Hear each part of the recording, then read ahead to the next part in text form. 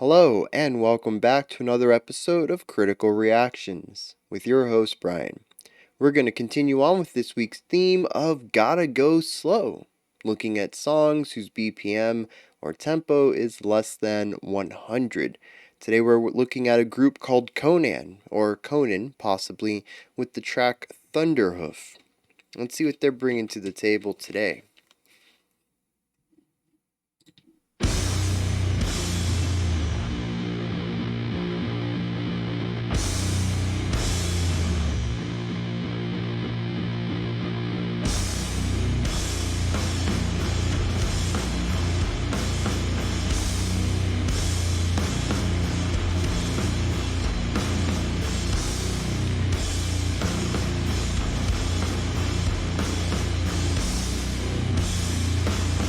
Okay.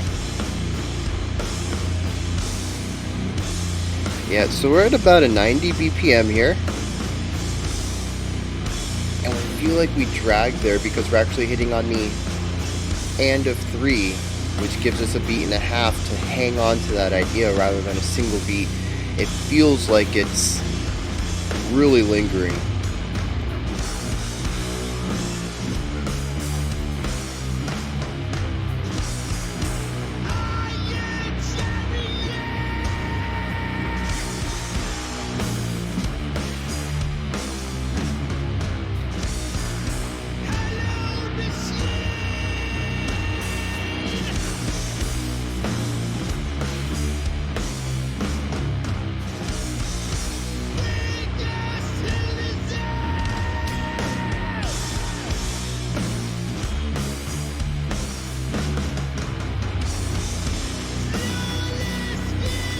Very aggressive.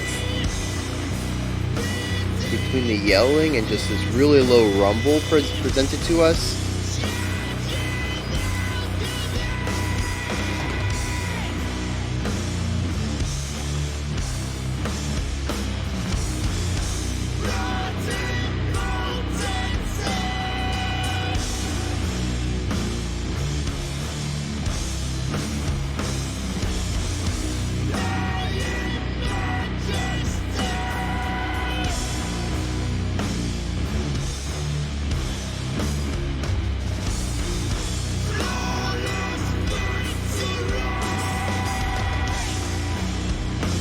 So much space between so few syllables.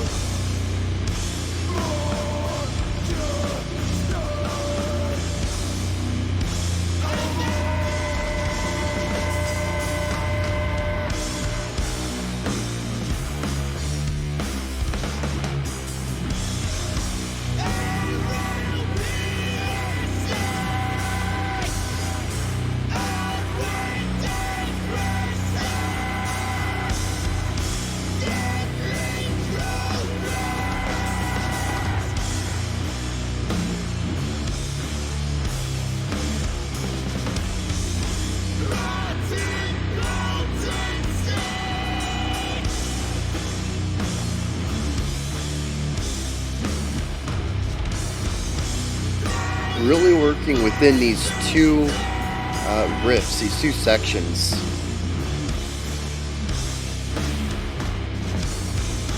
Taking their time progressing through this song with without any urgency at all.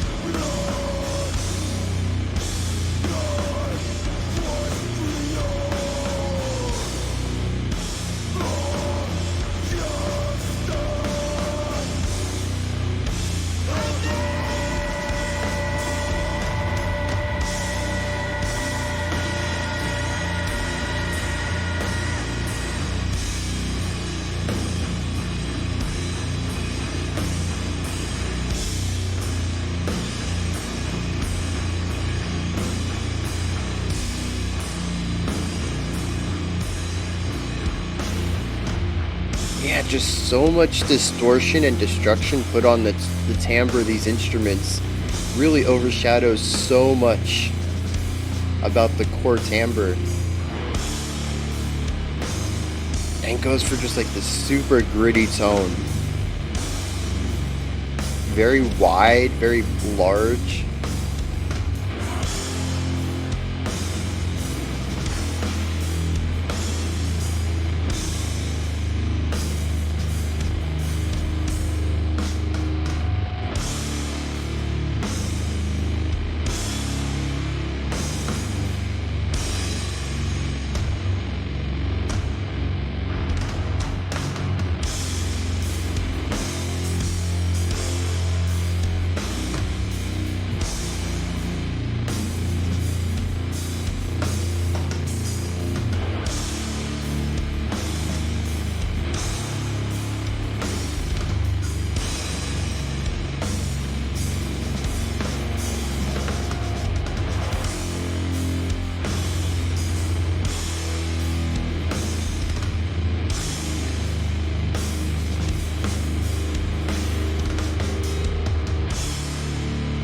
Yeah, there's these little momentary metric modulations going on, shifting into other time feels only in the drum zone. No one else participates in it.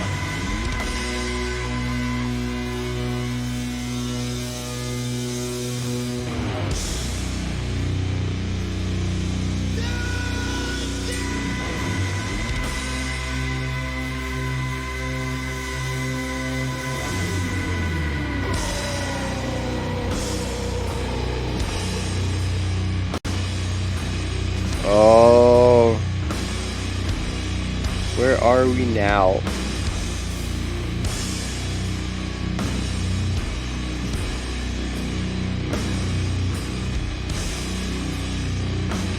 We're either at a 38 or a 76, depending on how you want to count it.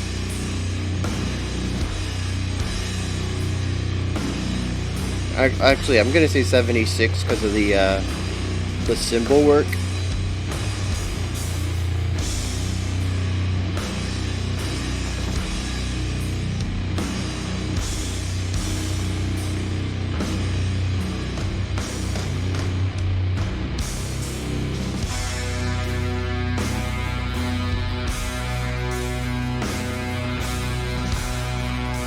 Yeah, and you can actually start to hear the drums slowly slipping out of time in a couple of places because it's really hard to keep perfect tempo at such a low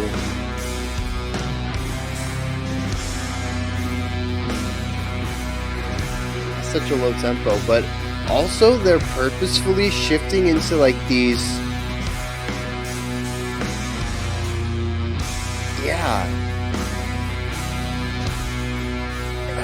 it's like they're utilizing fermatas.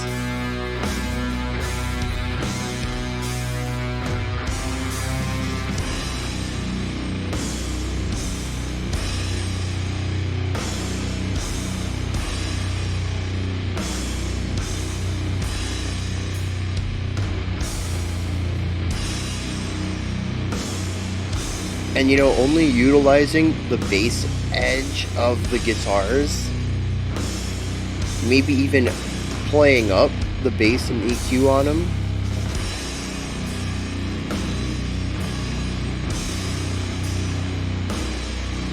It feels like a song slowing down, halting basically under its own weight.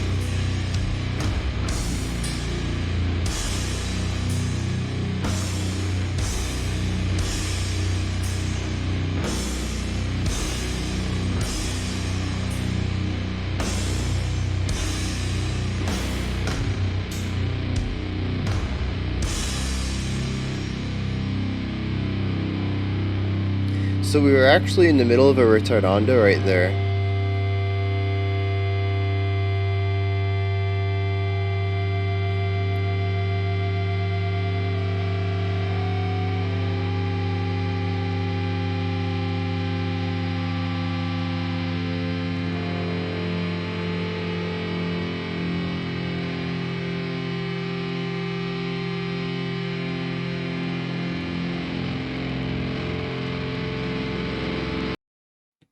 Thank you. That was starting to get a little awkward for me. I don't know if it was the difference in pitch, if it was production thing. I don't know. That was starting to. um. Also, they weren't really resolving either, which wasn't helping. Um. So yeah, like I was saying there, right at the end, we actually had a Ritardando, and the final tempo that I picked up was 54. But we were nosediving there at the end with just a constant tempo slowing down, just to like use the least technical words there. We were slowing down quite a bit, and we might have even landed under 50. It's just that I had no reference point for the beat since the drum stopped playing in the last bar or so before we went to the two guitar feedbacks primarily. Um, but yeah, it's very possible we dropped under 50, which would give us a 40 BPM give or take difference between our fastest and slowest section, which isn't usually that big of a deal, but when you're only starting at 90 to begin with, dropping to 50 and lower is just so slow. I'll be surprised if this isn't the slowest we get. That's not to say that a band can't consistently play at less than 50, but it's trying, and that's something that I didn't really get to talk about yesterday, but I'd love to talk about now. Um, Internal metronomes, playing without a click track, without in-ear monitors, when you're at any obscene end of the BPM specter, the tempo spectrum is going to be difficult. Playing really fast without rushing is difficult. Playing really slow without dragging is difficult. And what I mean by those is I think rushing is pretty self-explanatory. You're supposed to be playing at 180 or 190, and because you're playing fast, you keep playing fast and you keep creeping up, and maybe instead of 190, you push into 195 and then 200 and then maybe 215, and now you're playing, or after 200 probably be 205, and now you're 15 BPMs over where you were, which for a fast song is really going to make it fast. That is I talk about this often about drummers slipping into the groove, staying in the pocket, going into the metronomic style of play where they become the metronome for the band. It is an essential aspect of any group. Somebody needs to keep time for everybody, and you really need your person keeping time, whether it's a bass in a jazz setup or the drummer in a rock setup, to have a really strong sense of that time, of the tempo they're supposed to be in.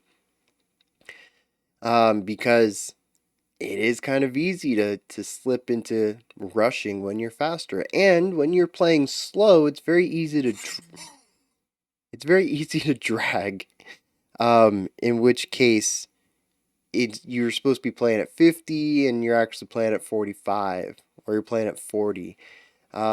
It's also easy to rush when you're playing that slow as well, because at least a lot of people that I grew up with playing, not the body just doesn't want to play something so slow. Um, so I think it's really interesting, at least in this situation here, to hear the band, or I guess specifically the drummer, in a couple of situations actually fluctuate, where the downbeat seems to be sometimes a little faster and sometimes a little bit behind of where I think it's supposed to be. It feels like there's a momentary lapse where they rush a little bit or drag a little bit, and then they find their way back into it. It's that human element there that I think is really difficult to get around when we're going to be playing stuff this slow. Um, it's just something about the extremities. You play at 120, 150. I think most people can pretty pretty standardly find a groove there. Musicians, anyways, people who already have a strong understanding of groove and beat, um, especially drummers and bassists. That's their job in a lot of bands. It's a skill they're gonna have to pick up. But it really hit the extremities though, and it becomes really easy to miss the tempo and to speed up or slow down just a hair. So I like that it was in here. This came out in 2003. They definitely could have had click tracks, I believe. Um, and it almost seems like they opted not to use them, and I really appreciate that. Right? As I've said many times in the past, I do appreciate perfection in specific songs. I also appreciate the grittiness, the looseness, the human side of performance in other songs. And I think for this one, I don't think it was a detraction to have those two or three times where the drummer kind of slipped outside of the tempo a little bit. I think it just adds to it. Um,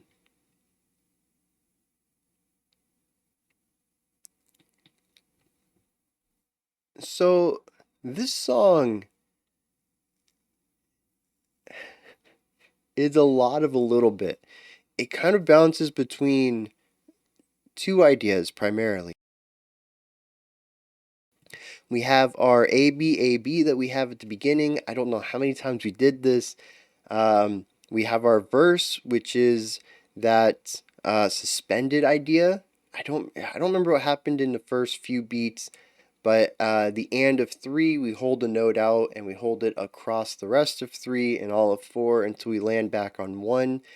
Um, and then we have our other idea that's going on where it's a lot of chugging on a pedal tone while the vocals are singing over it, and there's a little lick at the end of every 4 bar phrase, but for the most part it's just June, June, June, June, June, June, June, just really laying into this one low tone for like all of beats 1 through 3. And we just bounce back and forth between these two sounds over and over and over. Um, for geez, it must have been like the first 5 minutes of the track. They both have a very similar vibe to them. Emotionally, to me, they both seem very monolithic. They're both very large and powerful. A lot of that comes from the guitar tones, which just take up so much space. They overshadow so much in here. I honestly find it difficult to believe the vocals should be above them in the mix just because the guitars sound so large. They sort of embody like I said, a monolithic creature, just something larger than life. And that's what the guitars say to me. Then we have the vocals. We have some harmonies on them. The bass is there one? I don't know. There probably is by way of virtue. A lot of rock bands have bass guitars, but I could not hear one in here. The guitars, again, just dominate everything. They're such a large, wide, fuzzy sound. It takes up everything. And then the drums are very withheld, sitting in the pocket, laying down the time signature. Um, and that is the first 5 minutes or so of the track. We hit the last 4.5 ish or whatever, and we introduce the slower tempo. Somewhere around here is where we hit our 70 rather than our 90. And, but we don't really change much about the song. We continue on with a lot of the same vibes we already had. We do have a new riff. I think we have some new vocal lines. Our guitars take up a melodic element at one point, but they don't really stick with it for too long. And we basically just continue on with this idea that we already have with this larger than life guitar tone, laying down these very slow ideas.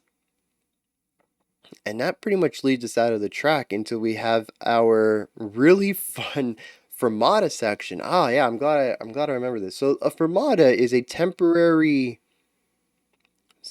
pausing of time, so to speak.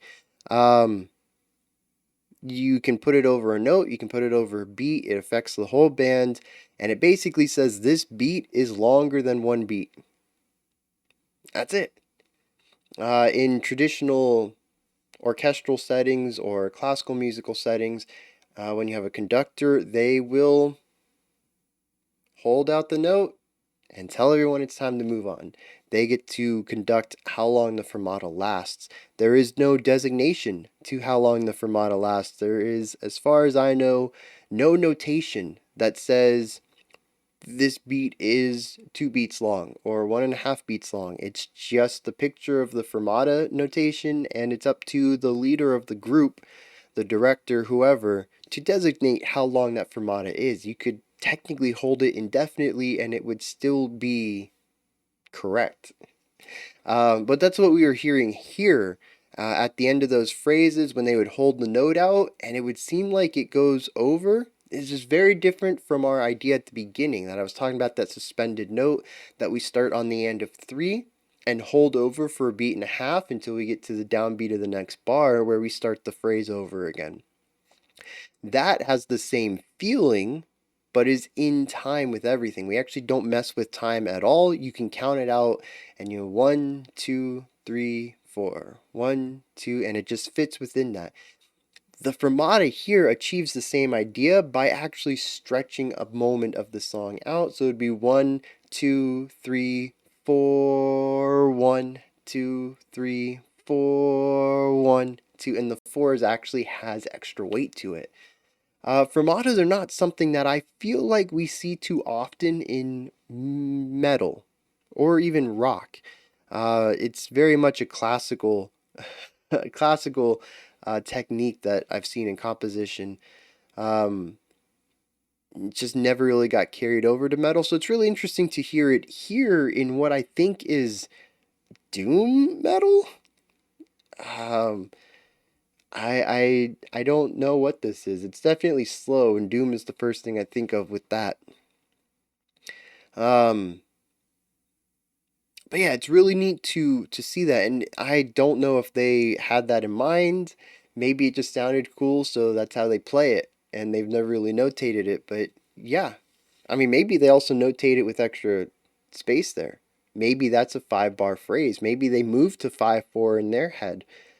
But the way I hear it is it's a fermata, which is just very cool. Like I said, we're achieving the same effect we had earlier, where it feels like the bar has been lengthened, except here we actually do lengthen it. It's really interesting to hear how they achieve that both ways, one in standard 4/4 and one with the use of constant use of fermatas to stretch out how long 4/4 can actually be. The nice thing in both cases is that both of them help to make the song feel longer and slower than it is. And it is actually difficult to talk about tempo with the use of fermatas because you really want to count that and you can't. So you have to count the 1 through 3, and that's really all you get. Um, but yeah, they do a I mean, the song itself is, to me, just about slowness.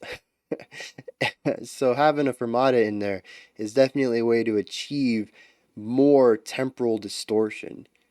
So, I mean, it just fits in there, but I don't get too many opportunities to talk about fermatas, so I definitely wanted to take this one. Now, there's also one more element here that I want to talk about, which is the gradual ritardando there at the end. The final,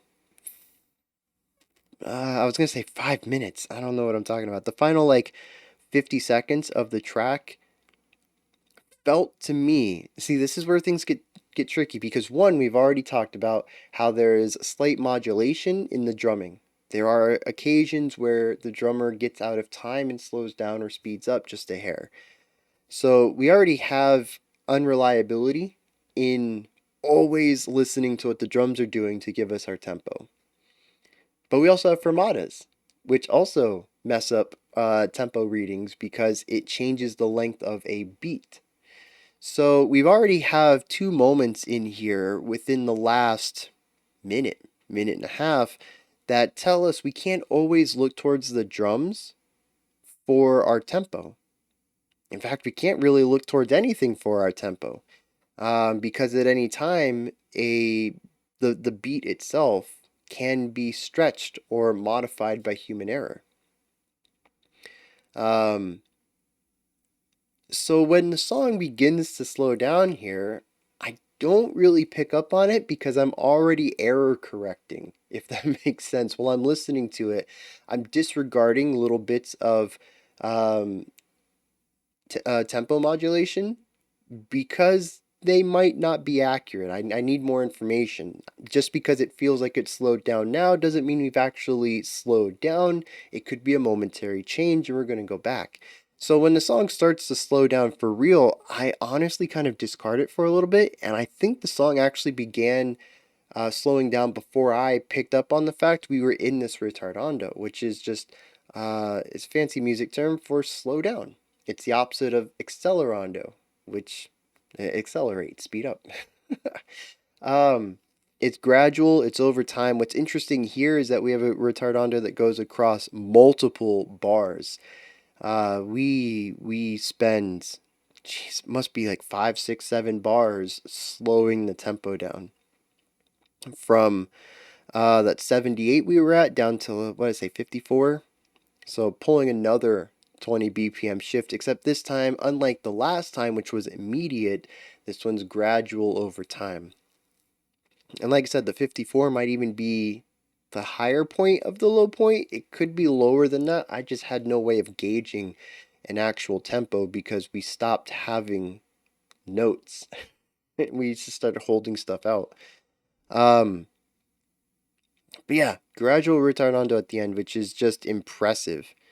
We're already playing slow. I've already talked about the difficulty of playing slow, but now you're trying to keep an entire band in time while dipping down into the 50s for your beats per minute, which is just bonkers. I would love to see this live just to see how consistent it is. They allowed some inconsistencies in their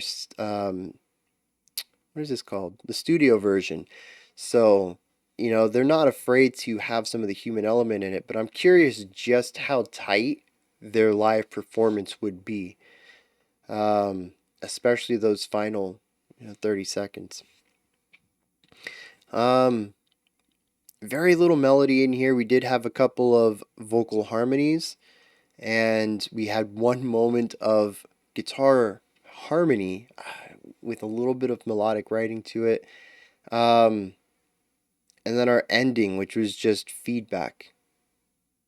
Felt like it was trying to line up. It really felt like the feedbacks wanted to resolve into each other, maybe be an octave thing or something, and they didn't. They just caused me some nausea.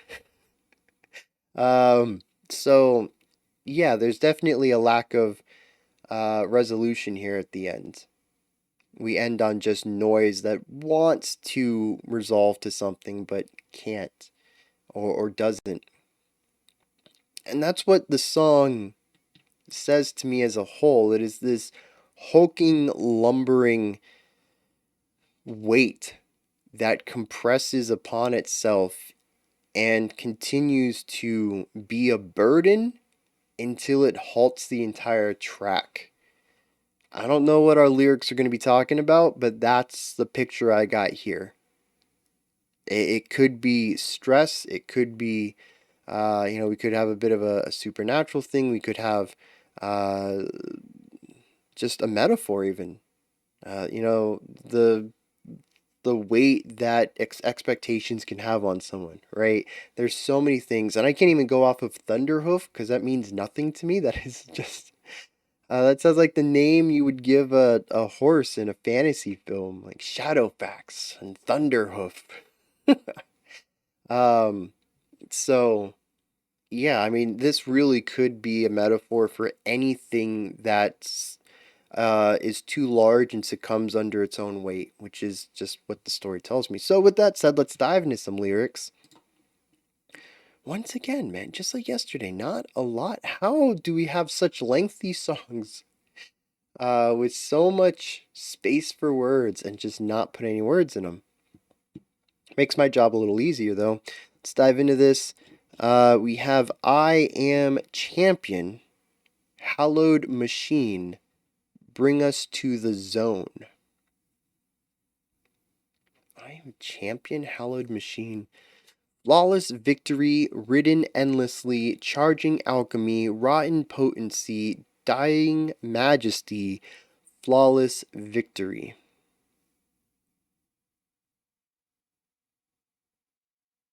I mean, just got this pattern rolling. I'm not sure. It's so pointed, right? We don't have sentences. We have phrases. We have ideas. I mean, flawless victory. Okay. So whatever we've done, well, we haven't done anything. We've been asked to be brought to the zone. Maybe the zone is where our victory is. So this is preemptive. Ridden endlessly. I mean, we could be talking about a horse. We are champion. Charging alchemy, rotten potency, dying majesty. Yeah, I mean these, like I said, these are just ideas again. It's these very sharp, abrupt ideas, almost like flashes of thoughts, sparsely interconnected, but just random thoughts. The song continues on with relentless equestrian, majestic hammer. So we do have a horse here that is relentless. Relentless. So it is relentless. It has an energy that will not cause it to stop. Is it ridden endlessly? Is it the victory, or I mean, are we the champion, or I am the champion? Whoever our protagonist is, are they the rider of this horse? Do they wield this majestic hammer? Arrow piercing, onward aggressor, deadly progress, rotten potency, dying majesty, flawless victory, relentless equestrian, majestic hammer. Yeah, I mean, it just seems like random thoughts of a warrior.